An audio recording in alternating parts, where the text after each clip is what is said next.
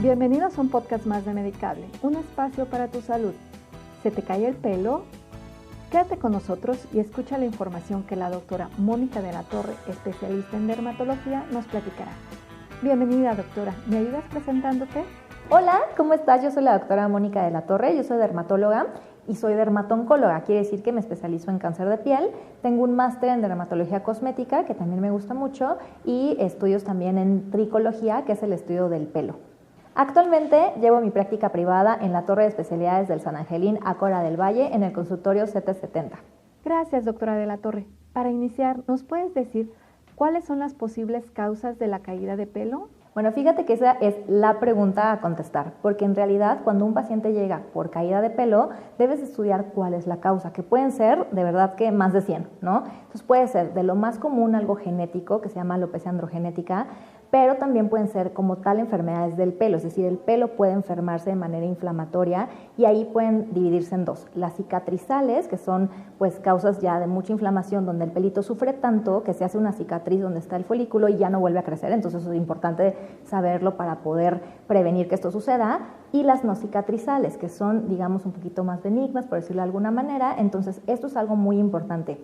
Puede ser algo genético, puede ser algo inflamatorio, es decir, una enfermedad como tal que inflame al pelo, pues en algunas ocasiones también puede ser, como dices, exceso de grasa, que es la dermatitis seborreica, o algo autoinmune, ¿no? Por ejemplo, pacientes con lupus, es algo muy frecuente que, de hecho, uno de los signos de lupus es la caída de pelo, ¿no? Entonces, como te digo, no es nada más como, se me cae el pelo, no sé por qué, sino hay que estudiar.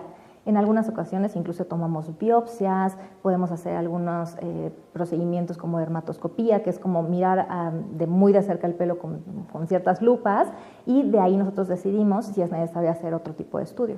A veces, bueno, casi siempre pedimos estudios de sangre porque es importante, ¿no? En algunas ocasiones deficiencias vitamínicas como vitamina D, ferritina, hierro, es muy, muy frecuente, ¿no? Por ejemplo, en anemia, que se te haga el pelo delgado, que se te caiga. Entonces, el estudio del pelo antes era como que muy superficial y ahora la verdad es que se ha estado especializando cada vez más.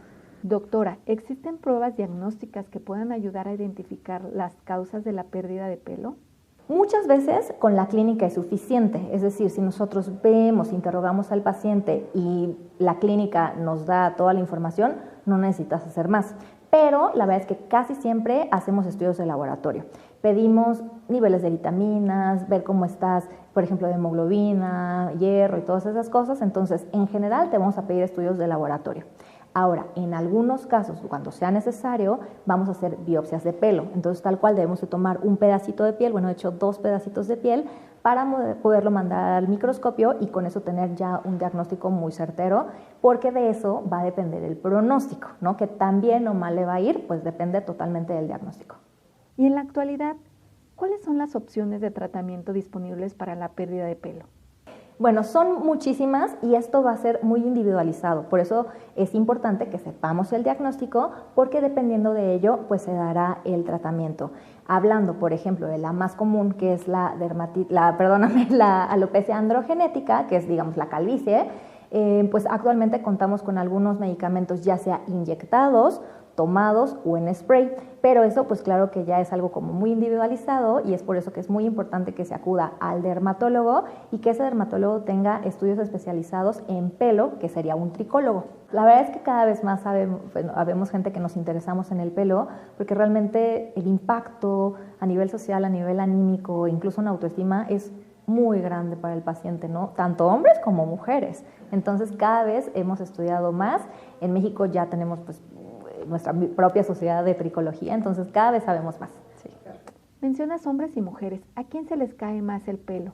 Y fíjate que es diferente, porque a los hombres se les empieza a caer de adelante y aquí en el vértex, ¿no? Como en la coronilla. Y a las mujeres no es como tan definido, pero es como que empiezas a perder densidad. Entonces, pues no es que haya una zona sin pelo, pero cada vez tienes menos y ya te abres el pelo, o te peinas y ya se ve como el pelo de muñeca, ¿no? Entonces, los patrones femenino y masculino son bien diferentes. Uno es un poco más notorio, pero algo muy chistoso. Hay hombres que tienen una caída de pelo en patrón femenino. Entonces, que no tienen como las entradas, pero que empiezan a perder densidad. Entonces, bueno, por eso te digo que es como algo muy especializado, sí, y de todo. Las mujeres no nos quedamos tan calvas, digamos, sin pelo, pero se nos cae muchísimo. en el parto, o sea, es una cosa fuerte. Sí. Doctora, ¿nos puedes platicar cuál es el pronóstico general para la recuperación del pelo después de un tratamiento? El pronóstico de una pérdida de pelo va a depender de su causa. Entonces, a grandes rasgos, si tú tienes una alopecia cicatrizal, donde pues, por su naturaleza, si no la tratamos, esa cicatriz va a hacer que se pierda el pelo y no haya poder humano que vuelva a crecer, pues el pronóstico es malo, ¿no? Entonces es importante que desde manera temprana nosotros tengamos el diagnóstico y poder evitar esta alopecia permanente. Ahora, si es una alopecia no cicatrizal, por ejemplo, una frecuente, la alopecia areata, que es cuando se caen como pequeños circulitos y van quedando así redonditas, esa tiene un mejor pronóstico.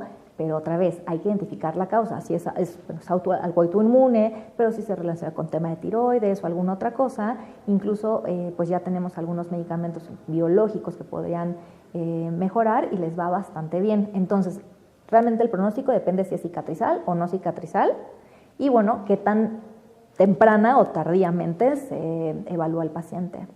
Muy interesante. Y cuando crece muy lento el pelo, ¿qué ocurre? Sí, otra vez hay que revisar si es un tema, por ejemplo, traigo súper bajita el hierro, ¿no? Entonces, pues el pelo no tiene como esta fuente de vitaminas, de comidita de pelo, como yo les digo a mis pacientes. Entonces, pues, si es muy lento, hay que preguntarse por qué, ¿no? Entonces, ya sabemos cuánto crece el pelo al mes, incluso por zona. Entonces, obviamente va cambiando, no es lo mismo un niño que una persona joven, con el tiempo, con la edad, pues se va haciendo más delgado, va creciendo más lento, pero sí hay como cierta normalidad, si se sale de esa normalidad, pues ya hay que hacer estudios. ¿Antes se hacían trasplantes, se sigue haciendo igual? Antes se hacía un poco así, ¿no? Como, no tanto, ahora al contrario, lo que hacemos es pelo por pelo, o sea, unidad folicular, tal cual, quitas un pelito y lo pasas a la cabeza, ¿no? Normalmente lo toman de la zona de atrás del pelo, que ahí es una zona interesante porque es una zona que no está, digamos, como bajo la influencia de las hormonas, que es lo que habitualmente hace que se adelgace y que se caiga. Entonces, de esta zona occipital, que es la zona de acá, de atrás de la cabecita, como la nuca, la pasan a zonas donde ya no tiene tanto, pero es pelo por pelo, para que se vea súper natural. Hay que ver la orientación, que vaya así, una línea de implantación, que es pues donde empieza el pelito muy natural y que no se vea como de muñeca. ¿Cuánto duran los implantes de pelo? Bueno, idealmente pues ya es algo permanente, pero todos los pacientes con implante de pelo deben de seguir un tratamiento. Hay ciertos shampoos que hay que usar, ciertos medicamentos que hay que tomar o incluso estar rociando pues prácticamente toda la vida para que el pelito pues se mantenga. No es nada más me hice el implante y ya me olvidé para siempre. ¿Y las pelucas las llegan a usar? Es una de las grandes opciones terapéuticas que se tienen, no tanto para personas que empiezan a perder pelo, sino para más enfermedades. Por ejemplo, una alopecia areata universal, que se te cae el pelo, pero la pestaña, pero todo corporal. Si no tienes buen tratamiento, no tienes acceso a los medicamentos, pues una opción es pues, tal cual ponerte una peluca, ¿no? Entonces no es una peluca como tal, es algo que se manda a hacer tal cual como con moldes para que quede perfecto en tu cabeza, para que no te lastime, porque es algo que vas a usar por largos periodos, o personas con cáncer que a lo mejor ya no van a tener una recuperación total del pelo, se puede utilizar en algunas, pues en lo que el pelo crece otra vez, y en algunas otras, pues otras enfermedades que, por ejemplo, las cicatrizales, que sabes que ya no va a volver a crecer pelo, pues es una opción. Para finalizar, ¿nos puedes decir si hay medidas preventivas que se puedan tomar para minimizar la caída del pelo a futuro? Sí, yo creo que lo importante es que si tú notas algo diferente a lo normal, por ejemplo en las mujeres, mucho notamos, no sé, en la almohada, ¿no? De que, ya veo más pelo, pero algo que es inequívoco es cuando uno se hace la colita, ya sabes cuántas vueltas le vas a dar a la liguita. Cuando dices, no, es que ya tengo menos densidad, saber que no es normal y que hay un médico especialista en pelo al que tú puedes acudir, que te va a estudiar y que, dependiendo de cuál sea la causa de tu caída de pelo, pues te podrá dar opciones terapéuticas. Creo que a veces lo que hacen es tal vez acercarse a profesionales de belleza como en los salones, que claro, saben mucho de cosmética de pelo, de peinados y todo, pero como tal, la caída de pelo puede ser algo tan sencillo como me falta hierro, que bueno, sencillo entre comillas, hasta algo tan complicado como un signo de lupus, ¿no? Bien lo platicábamos. Entonces, creo que prevenir como tal, pues una buena alimentación, por supuesto, llena de vitaminas naturales, antioxidantes importantes. El pelo es metabólicamente súper activo, ¿no? O sea, todo el tiempo está creciendo, todos los días nos crece el pelo. Entonces, cuando hacemos dietas demasiado restrictivas, específicamente las cetogénicas, que es cuando casi no comemos carbohidratos, el pelo se queda sin comida, ¿no? Entonces, segurito que los pacientes que tienen este tipo de dietas en algunos meses van a tener una importante caída o disminución de la tasa de crecimiento. Entonces, bueno, como preventivo, la alimentación es por supuesto muy importante, siempre estar pues activos, eso va a mantener a su cuerpo con una buena salud y en cuanto pase algo, al dermatólogo. Doctora de la Torre, gracias por esta charla, con esta información terminamos. Bueno, pues muchas gracias, espero que esta información haya sido de ayuda y bueno, recuerdo, yo soy la doctora Mónica de la Torre, soy dermatóloga, estoy en la Torre de Especialidades del San Angelín Ácora del Valle en el consultorio 770, te espero cuando necesites, estoy para servirte. Gracias, doctora. Agradezco a los escuchas por acompañarnos, así como también a la Torre de Especialidades San Angelín Ácora del Valle por las facilidades prestadas. Los espero la siguiente semana aquí en Medicable, un espacio para tu salud.